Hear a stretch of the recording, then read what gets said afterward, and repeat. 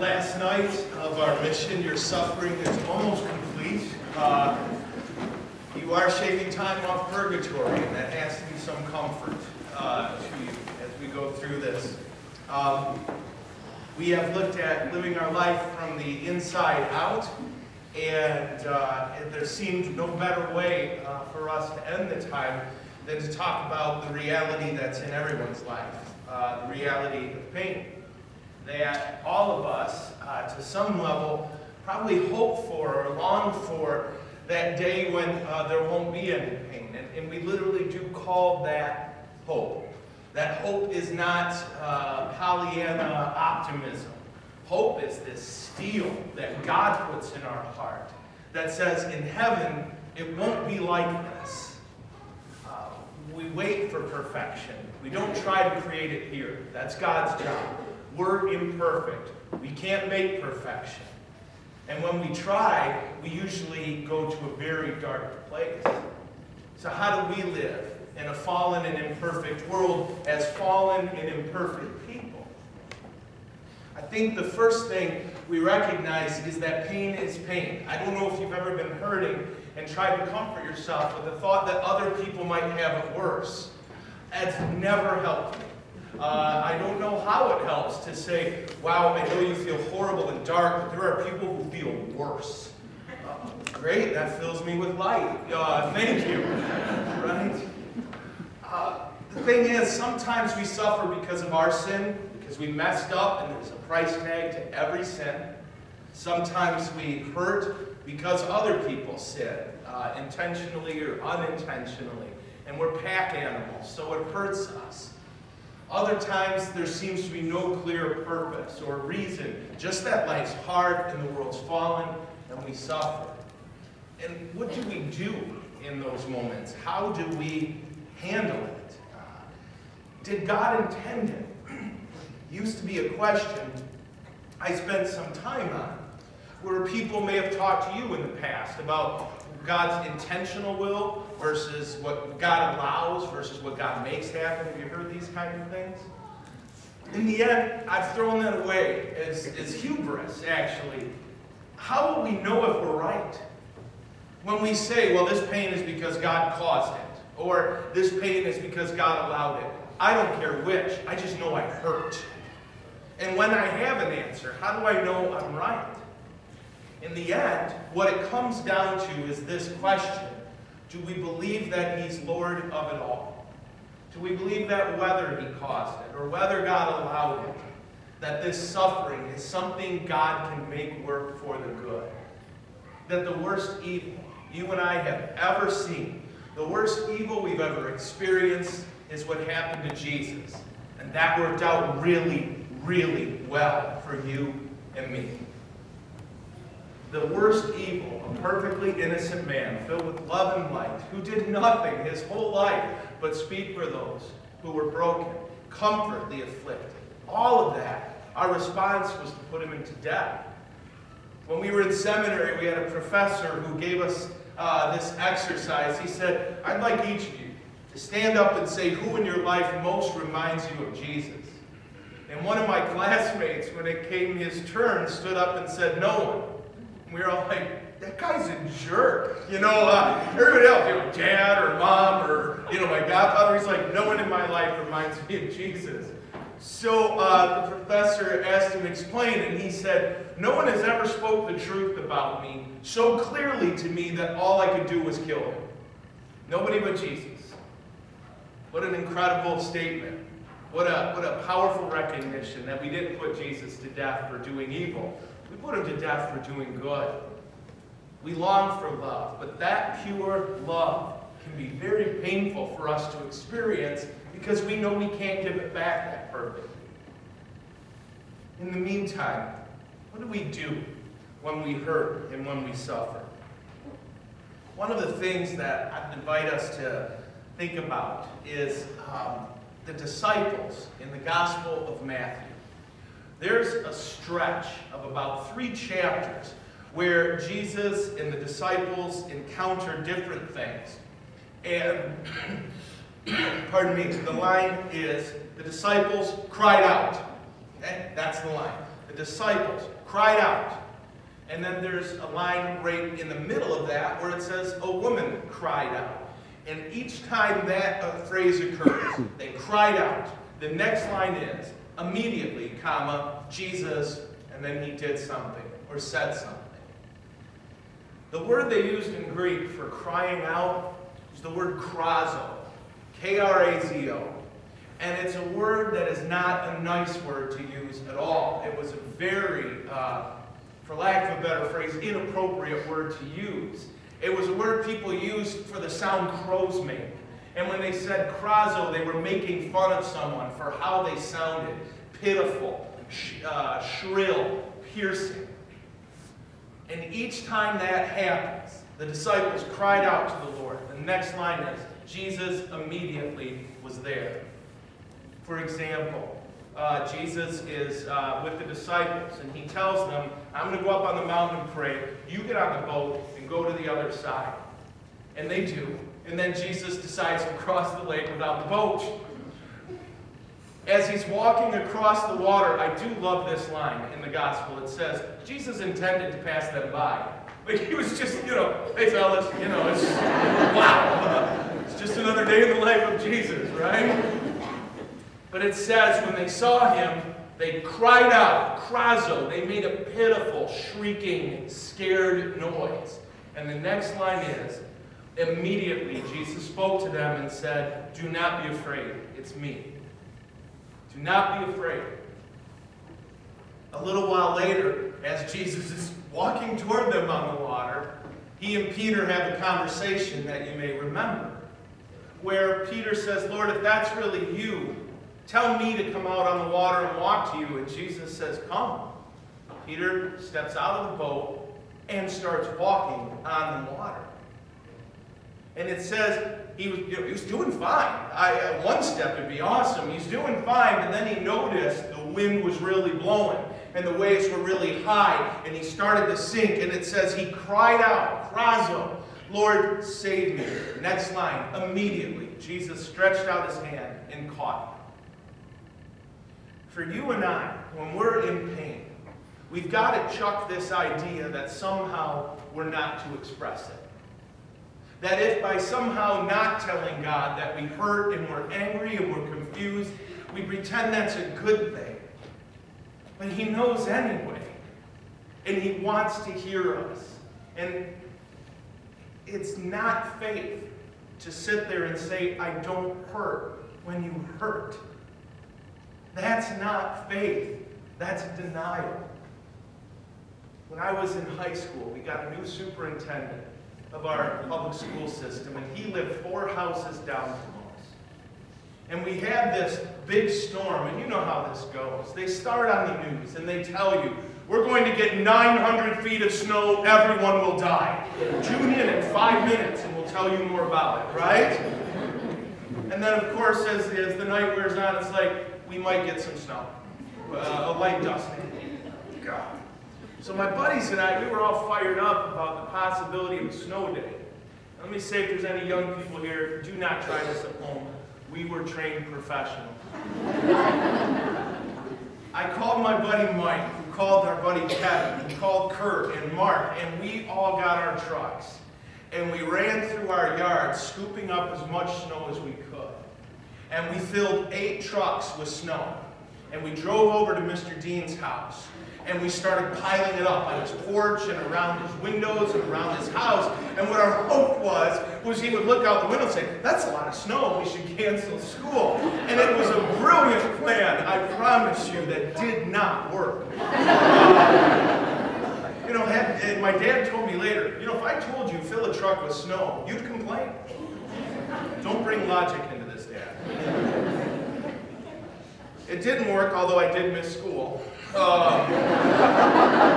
days of it, as I recall. Don't try to snow God. Don't try to fool him. Don't sit there and pretend you're stoic when you're not. When you hurt, let him know. Because by letting him know, you give him permission to act. It's a powerful gift that God gives us when he says, I want your tears.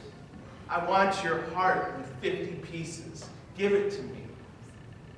When you hurt, cry out to the Lord. Look at the book of Job. Everything possible happened to that beautiful man for no clear reason that he could see. And for 30-some chapters, he says to the Lord over and over, I don't get it. What were you thinking? Explain this to me. And then his friends come to comfort him. And they're the first theologians we run into. They're going to explain God to Job. Right? Job, let us just explain the author of the universe in a few short sentences. Their point is, you sinned. You did something. You had to have done something. And Job keeps saying, tell me what? He's confused, he's hurt, and he's angry. And when the Lord finally reveals himself to Job, what is the conversation that happens afterward? He tells Job's friends this: you didn't speak the truth like Job did. Ask him to pray for you and I might forgive you. It's all right to let him know. You feel it and he knows it anyway. We can't hide our pain from him. We give it to him. Cry out. But then we've got to believe that the next line in the book of our life is, immediately Jesus stretched out his hand. Immediately Jesus stretched out his hand. We might not feel it. I dare say most times we might not feel it. But there is a strength and a liberation in us living out of what we know instead of what we feel. We put so much stock in what we feel, and yet what do we know? We have very little control over what we feel. Emotions pop up, and emotions disappear.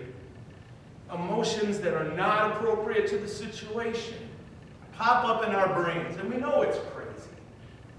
And yet at the same time, we'll say, well, if I don't feel God, then he must not be here.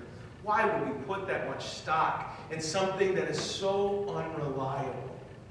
Can we instead put our stock in the words of Jesus, who said, I will never leave you. I will never abandon you. Book of Isaiah. Can a mother forget her child? I will never forget you. I have carved your name on the palm of my hands. You are mine. That's what we know. We cry out, knowing that even if we don't feel it, the next line in the book of our life is, immediately Jesus stretched out his hand. That's a gift that we give to the Lord in saying, I trust you. I believe you. And if we forget, if we struggle with believing it, we'll come into church and stare at that crucifix for a while and know that that's what your value is to God. That when you were appraised in the eternal kingdom of heaven, God said that you were worth all of his blood and all of his breath. He had nothing left to give. That's what you're worth. He will never leave you. He will never abandon you. And when we struggle, and when we can't figure out, how do I do this? How do I take what I feel and trumpet with what I believe? We can turn to our Blessed Mother. Look at her example. 13, 14, 15 years old, somewhere in there, an archangel appeared to her. And he said to her that she was going to give birth to a son, and that his kingdom would last forever, and that to his reign there would be no end. And it said that Mary took those things in her heart. Remember this? Now fast forward 34 years. She's standing at the foot of the cross, and he's being tortured to death. Our catechism says that at that moment, Mary didn't know what was going to happen next, but she never doubted that God would do what he said. How's that? How's that? She didn't doubt while she's watching him die. You and I know the end of the story. Hey, Mary, he comes back from the dead. It's going to be great. She didn't know the end of the story, but she knew God said he'd live forever, and she never doubted it watching him die. When I have trouble in pain, trying to live what I know instead of what I feel, I ask Mary, help me hold the tension between what I see and feel and what I believe. I ask her to stand with me at that moment because she did it so well. And she'll stand with us. She loves us. We're her children. Ask her, stand with me at the foot of this cross. Help me to act on what I believe, not what I feel. You'll notice, hopefully, that so far I've not attempted to explain the why we suffer. If we have time, I'll throw some theories at you. But in the end, I got to tell you, I really don't know. Here's what I do know. Every time I've been in pain, I've asked, do I trust God? And do I believe He loves me? And if those two things are true, I don't need a why. I've got my how. In the Gospel of John, chapter 14, it says this. Sorry, let me get some water.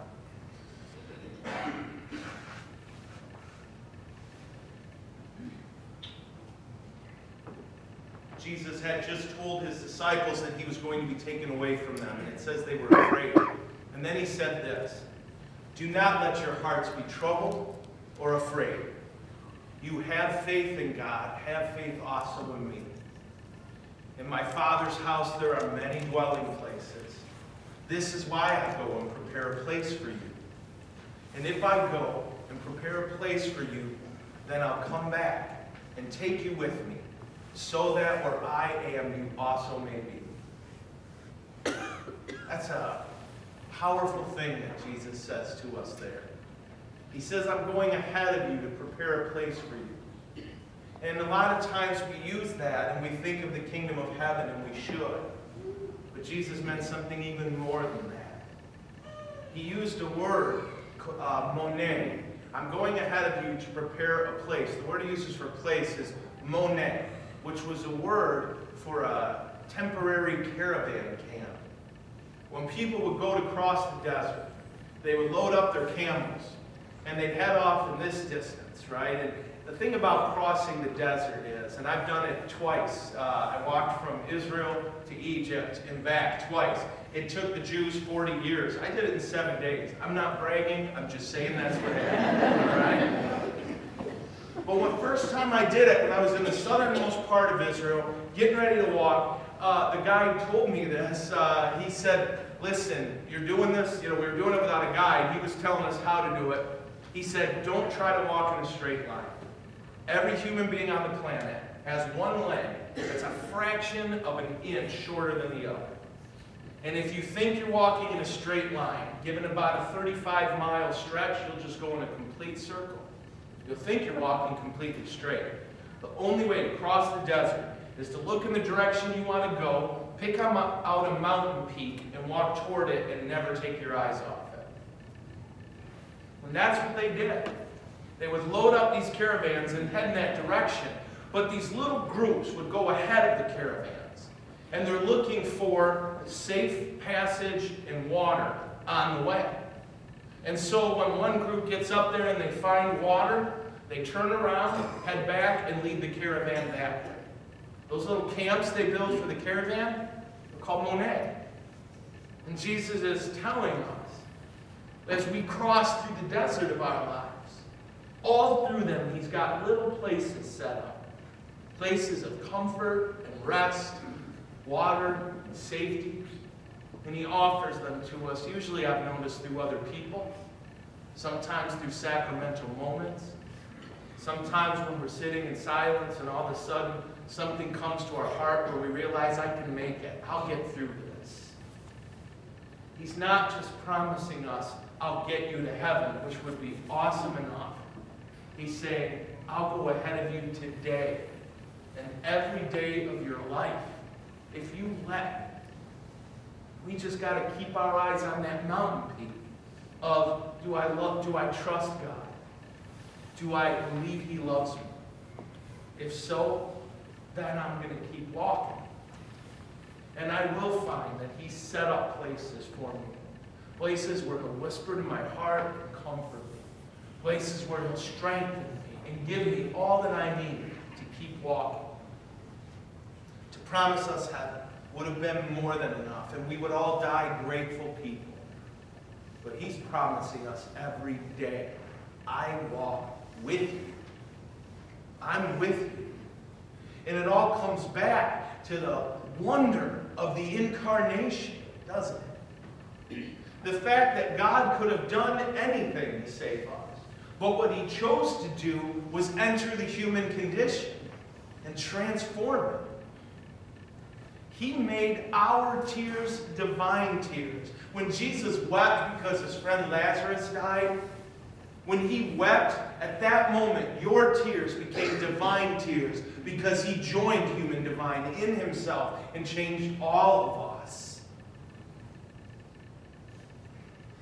It's a powerful thing. That's love. Not to say I'll wave a magic wand and make it better, but to say I'll walk through the mud with you. I'll hurt with you.